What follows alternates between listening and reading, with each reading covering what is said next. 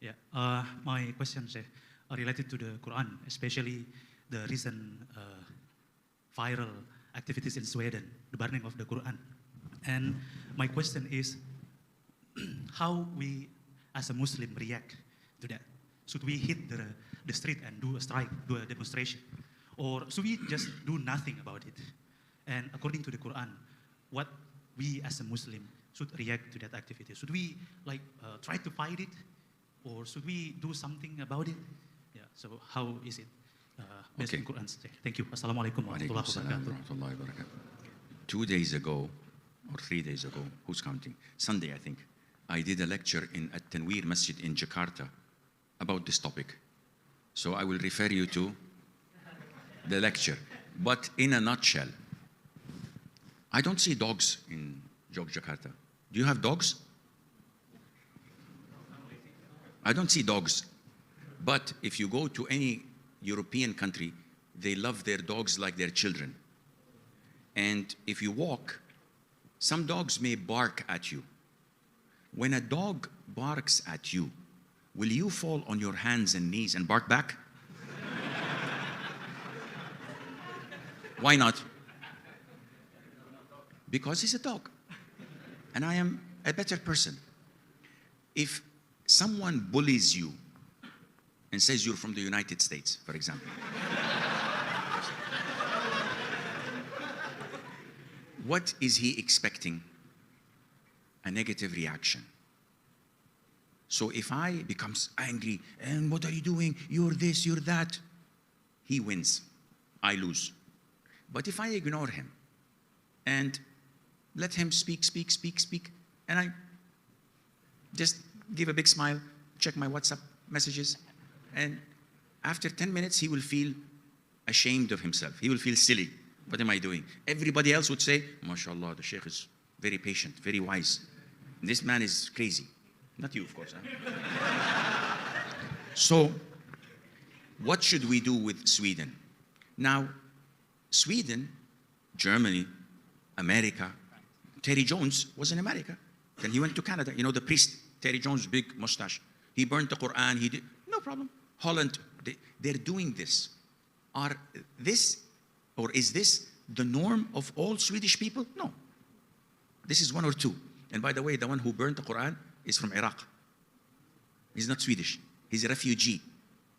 But he wants to kiss ass, excuse my French, because he wants to become Swedish citizen. So what he does, he insults Islam, he insults the Quran.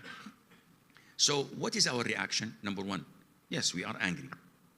Number two, our anger has a limit. We don't go to the streets. Because in Islam, demonstration and protest is haram. This is what the Mushayikh, the ulama, Bin Baz, Ibn Uthaymeen, Al-Albani, Al-Fawzi, the greatest scholars of our time, said it's haram. Some people say, oh, Sheikh is from Saudi. He's afraid. The protest is haram because they will put him in jail. No, I'm not afraid. I'm in Indonesia. I'm from Medan. So, Kota Pinang, it's called, my hometown. So, I'm not afraid. I say what Allah tells me to say as an obligation. I don't fear governments. Yes, if it's going to put me in trouble, I will shut up. But I will not say falsehood. If they come and say, clap, and say, good, bagos, no, I'm not going to say this. Either I say the truth 100% or I keep silent. So, protest and demonstration, according to Islam, is haram. So many times you make a demonstration, the FBI, the CIA, the KGB, the government, the authorities put 5 or 10 drug addicts. They give them money, burn, kill, attack police, destroy property. And then they accuse all Muslims. If I want to close this masjid, what do?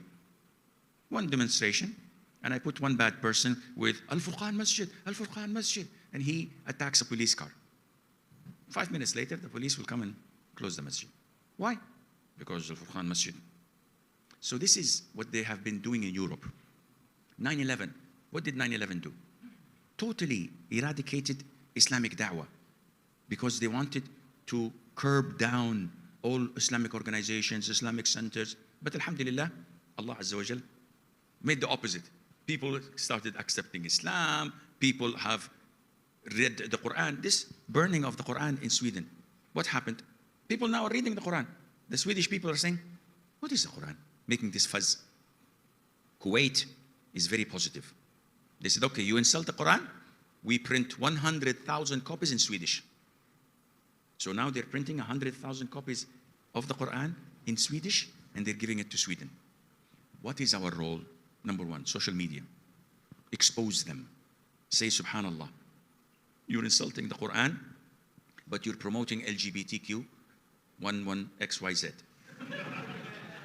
Why? You are insulting the Quran and the hijab and the Islam. Number three, us as Muslims.